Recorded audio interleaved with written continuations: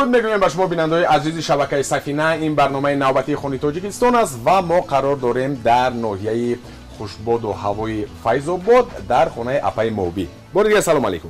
و علیکم السلام، خوش آمدید به خانوادگی ما. سلامت باشی اپای عزیز. امروز کدام خوراک رو آماده میکنیم و من فکر میکنم شما بیننده‌های عزیز به صبرانه انتظارید که کدام خوراک است امروز. خب اپای عزیزمون اپای موبی آماده میکنند. کدام خوراک است؟ امروز ما خوراک با نام تنیره. تنیره؟ بله، تنیره است دوستان. من فکر میکنم که اکثریت شما خب بعضی آدم‌ها دانند، در بعضی منطقه آماده میکنند و اکثریت نمیدونند چگونه خوراک است. من باوری کامل دارم که بسیار و بسیار بالعزت خواهد بود این خوراکی که امروز اپای عزیزمون آماده میکنند. خب برای تنیره گفتید کدام محصولات لازم است؟ برای تنیره را آماده کردن به ما لازم می شود لوبیا، نخود، گندم و چکه. چکه از جمله نمک، ارداب، کبوتی. کبوتی ها رو بعدی پورا آماده کردن. پخته رسیدن نه؟ خیلی خوب. دوستان عزیز، یک چیز رو من برای شما میگویم. همین خب میبینید همین چیزی که هست این رو خب گفتند اپای عزیز چکه، خب نخود، گندم و لوبیا یک جا آمیخته میکنند و خب میخوش کننده. میخوش کنند. خشک میشود. اولا میجوشونیم. اول میجوشونند. ببینید دوستان عزیز. خب وقتی که آمیخته کردیم میجوشونیم. خوب میجوشونیم و بعداً میخوش کنیم. خشک میشود و خب یک خوراک بسیار و بسیار بالعزت میشود دوستان عزیز. خب در گذشته من تاریخی باری کامل دارم که چند عصر دارد این خوراک. همینطور است؟ بله بله. و گذشتگان ما این رو خب استعمال میکردند و در سر رو کار میکردند. خیلی خوب. خب گفتیم که لوبیا، نخود، گندم و چکه آمیخته میشود و همین محصولات لازم است. و من فکر میکنم اپای عزیز که در اینجا در قسمت اول اونقدر کار نیست. فقط قسمت اساسی کار آماده شوی این خوراک به نام تنیره در نزد دیگ صورت میگیرد. همینطور است؟ بله. خیلی خوب. دوستان عزیز، اپای عزیز ما اپای زهرا برای آماده کردن این خوراک کمک میرسانند به اپای موبی. مرحمت شروع کنید و در دیگ گفتیم در میگیرونیم خب آتش دیگ رو و بعدا ادامه میدیم.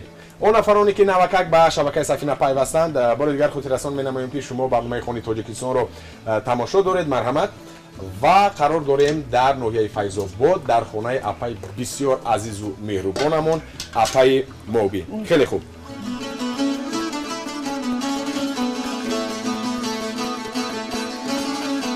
خب اپای عزیز، من میخوام فهمم که مثلا چی باید کرد که همین هنرهای مردمی خب بیشتر رشد یابد و خاصتا خوراک‌های ملی. برام اپای زهرا شما ادامه دهید کارتون رو. خوراک‌های ملی رو جان دختران بیشتر خب آموزند و نشون دهند به مردم که چگونه خوراک‌های لذیذ دارد خب تاجیکستانی عزیز. بله. امروز باید جوان دختران بسیارتر آموزند. بله. مخصوصا همین خوراک‌های قدیمی رو. درست است. این خوراک‌ها مثال از اولاد و اجدادهای ما اومده به ما رسیده است. بله بله. و ما می‌خواهیم که همین خوراک‌هایی که از قدیم به ما رسیده است به نسل‌های آینده به جهانیان ما معرفی کنیم. خیلی خوب. دوستان عزیز، واقعا هم اپای موبی درست قید کردن و در همین خب چون که ما میدونیم 3 ساله رشد دهات سیاحی و هنرهای مردمی اعلان شدند. باید که در همین سالها ما معرفی کنیم تاجیکستان عزیز رو و همون عنعنه‌های ملی گفتیم، عرف و عادت و خاصتا خوراک‌های ملی بیشتر خب نشون دهیم، معرفی کنیم به جهانیان. خیلی خوب. و تنیره که گفتن امروز من واقعا هم دوستان عزیز اولین مراتب هم نامش رو میشنوم اپای عزیز و هم خب خواهیم چشید که چگونه لذت دارد. بار دیگر میگویم که همین چیزی که شما میبینید به طور مخصوص آماده میشود. گفتیم با همون چکه، نخود، گندم، لوبیا خوب کک اول آمیخته میکنن، بعدا میجوشونند و بعدا میخوش کنند و در تمام فصل سال میتونیم استعمال کنیم این خوراک رو. همینطور است؟ بله. خیلی خوب. خب گفتیم که در اینجا اونقدر کار نیست اصلا که الکه خب آتش دیگ رو در میگیرونند. اپای عزیزم اپای زهرا کمک میکنند با اپای موبی و بعد از اون اکنون چیکار کردیم؟ ما آب رو الکه انداختیم. چقدر آب باید باشد؟ یعنی همین چیزی که گرفتیم همین قدر محصولاتی که هست. خب تنیره گفتیم برای چند نفر است؟ این برای 5 نفر. خیلی خوب خیلی خوب. خب بعد از آب انداختن مثلا 4-5 دقیقه با چیکار میکنیم؟ با نمک رو میاندازیم. مرحمت نمک رو میاندازیم. عزیز اون نفرانی که نوکک به شبکه سفینه پیوستن بار دیگر میگویم که شما برنامه خونی تاجیکستان رو تماشا دارید از این شبکه و ما قرار داریم در خانه اپای محبی کمک میکنن امروز به اپای عزیزم. خب دوستی نزدیکشون اپای زهرو چیکار کردیم تو این دم؟ الکی آتش دیگ درگیرونده شد و بعدا آب رو انداختیم، نمک رو اپای خب محبی انداختم و چیکار میکنیم اکنون؟ وقتی اون رسید است که تنیره رو وارد دیگ سازیم. خیلی خوب دوستان عزیز مرحمت وارد دیگ میسازن اپای عزیز.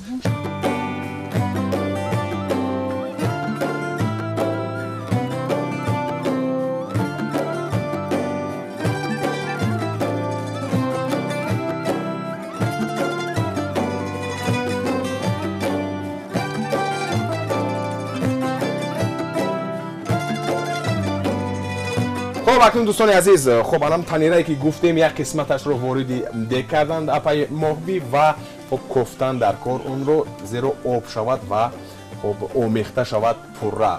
چند دقیقه وقت رو میگیرد حتما که ما خواهیم فهمید از اپای عزیز و اپای زورو اکنون کمک میکنن. مرحمت شما خب کمک کردن گیرید و اپای محبی ما گفتیم که مثلا اپای خوراکای قدیمه مردم تاجیک خیلی زیاد دارن، مثلا در بعضی منطقه ها این خوراک رو خب شاید باری هم آماده نکرده باشن، ندونن درباره‌اش معلومات نداشته باشن. خب الان خیلی خوراکای ملی بغیر از این خوراکی که تنیره که امروز ما آماده میکنیم باز کدام خوراکو بیشتر در همین نویه فیض‌آباد بیشتر آماده میکنن؟ در نویه فیض‌آباد بیشتر قروتوب میپزن. خب آماده میکنن. بعد آش توپا بریده، آش پلو، بعداً دالده.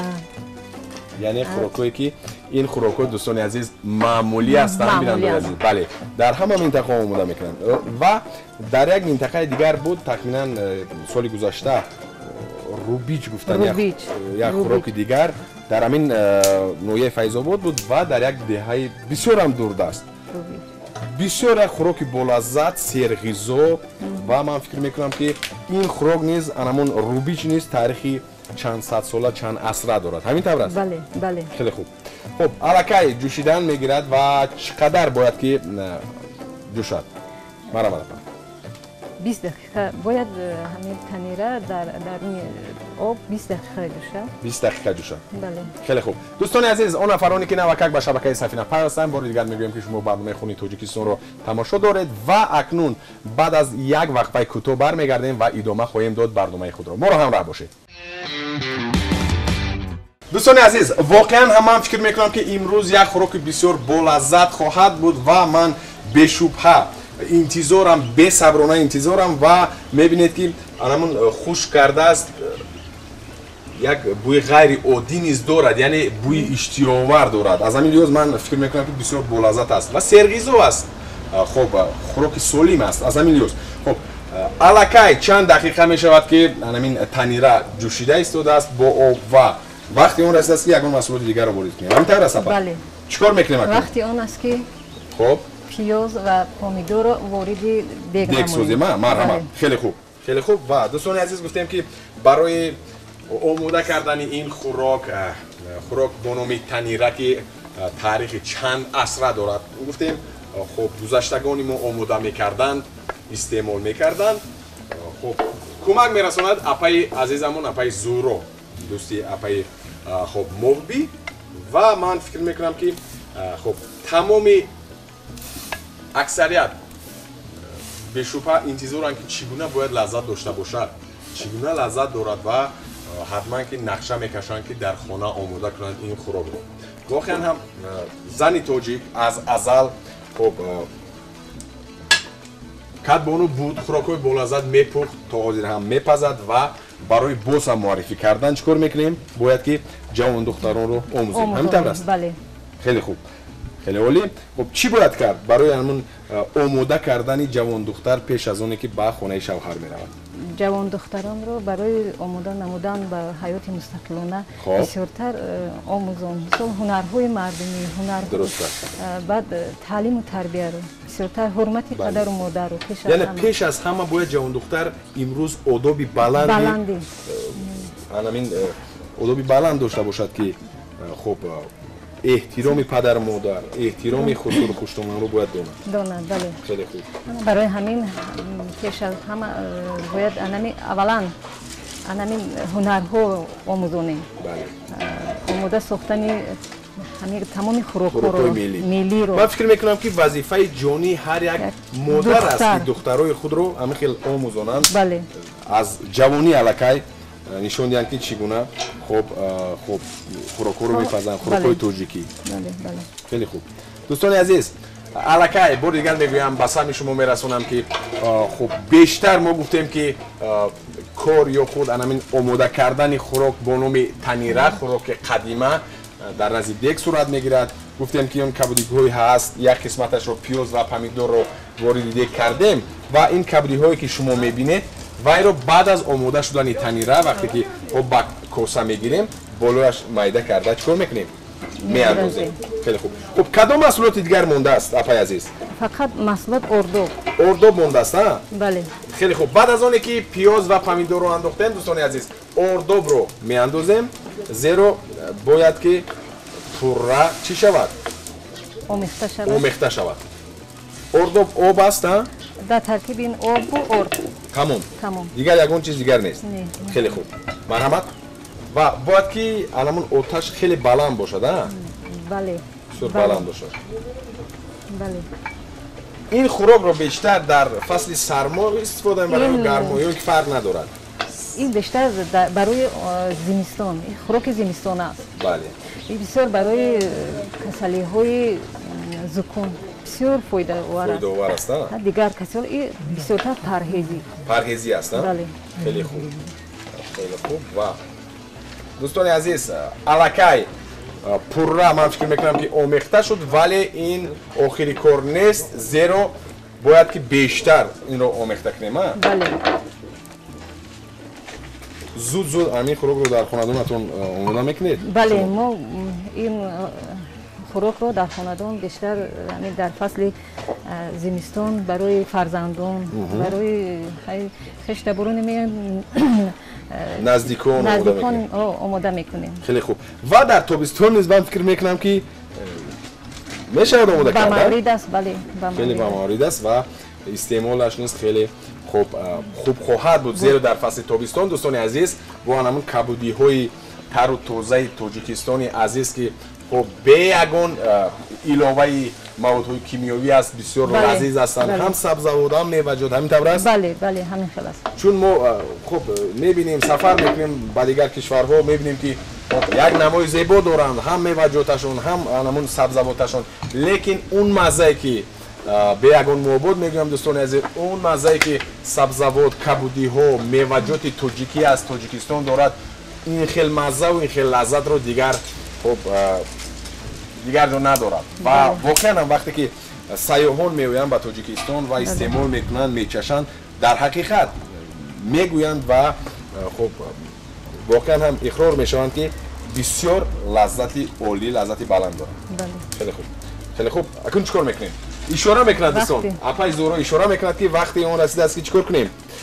خب ریحان رو بریدی دیگ نماییم. خیلی خوب. دوستان عزیز بار دیگر میگویم که این خوراک بسیار بولذت است. الکی همین حولی رو یک بوی خیلی خوب، بوی لذیذ، بوی دلکش فرا گرفته است و من باوری کامل دارم که خب میچشم و میگویم که چگونه لذت، چگونه مزه دارد این خوراک قدیمه و با شما میگویم هر یکی شما رو توصیه میدیم که با هر یکی شما از همین خوراک ها آماده کنید، استعمال نمایید زیرا غذانوکیش خیلی بلند است. خوراک سالم است و همون چی محصولاتی که در اینجا میبینید شما دوستان عزیز، خب نه خود گفتیم گندم، لوبیا، کبودی ها گفتیم، همین سبزیجات، پمیدور، پیاز از تاجیکستان عزیز خودمون است. تازه است. من میبینم که حولیتون بسیار گل و گلکاری است. اینها رو خودتون میکنید یا بله که در اویله باز شوهر نیز شوق رغبت زیاد دارن برای؟ بله شوهرم شوق و رغبت زیاد داره، فرزندها. خیلی خوب. یعنی که واقعا هم وقتی که خونه بیشتر گل و گیاها باشد هوایش تازه می شود، سلخین می شود در فصل گرما و خیلی خوب است. خیلی عالی. بله. خب اکنون می جوشد. تقریبا باید چقدر جوشد؟ تقریبا تیار شد. الکی تیار شد. بله. خیلی خوب دوستان عزیز، بعد از یک وقفه کوتاه برمیگردیم و ما رو همراه باشید.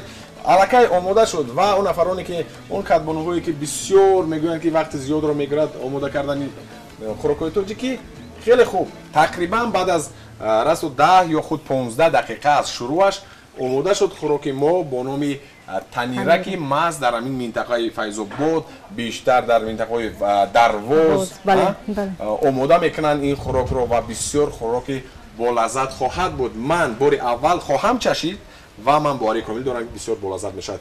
بعد از یک تنفسی خیلی کوتاه برمیگردیم. برو همراه باشید. دوستان عزیز اکنون خب بسیار لحظه‌های حساس است و تقریبا 2 یا 3 دقیقه بعد پورا ما می‌نشینیم سر دسترخوان اپای محبی و می‌چشیم خوراک بسیار بولذت قدیمه خب تنیره رو. چیکار می‌کنیم این حال؟ ما در این مدت 1-2 دقیقه خب کبودی ها رو ریزه میکنیم. یعنی خورش آماده میکنید برای خب خوراک تنیره. خیلی خوب دوستان عزیز من خلال نمیرسونم برای اپای عزیزم برای آماده کردن خب خورش و بعد از تقریبا 30-40 ثانیه برمیگردیم. برو همراه باشید.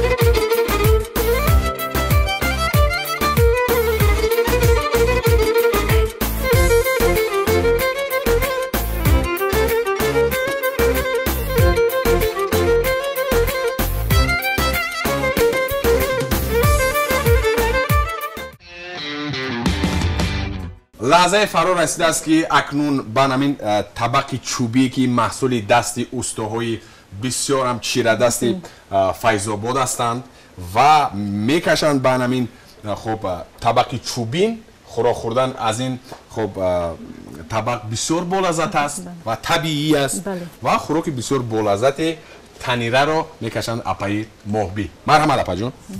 خب مرحمت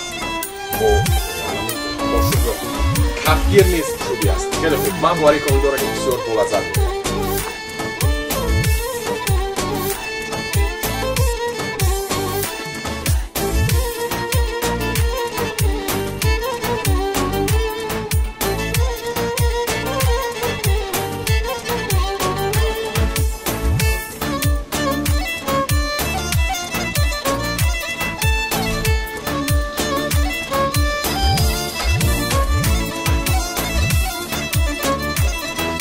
خیلی عالی و کم چیکار میکنیم؟ با بالایش کبود میاندازیم. مرحمت.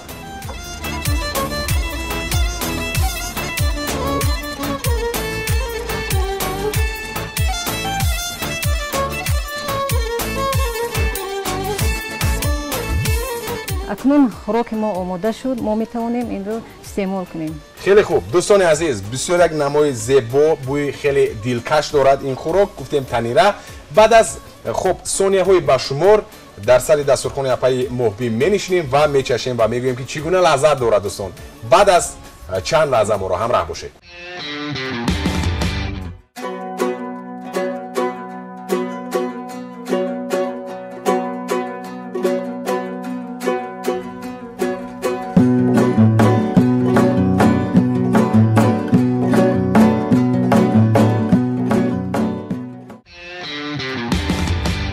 اکنون با مادر مهربان سر دسترخوان نشستیم. اپای محبی مرحمت. خب میششیم این خوراکی با لذت، میبینید میگوید که چگونه با لذت است این خوراکی بسیار قدیمه که نام دارد تنیره. این رو برای ما آماده کردن امروز اپای عزیزم، اپای محبی. من به شما یک تاجیکستان سپاس میگویم.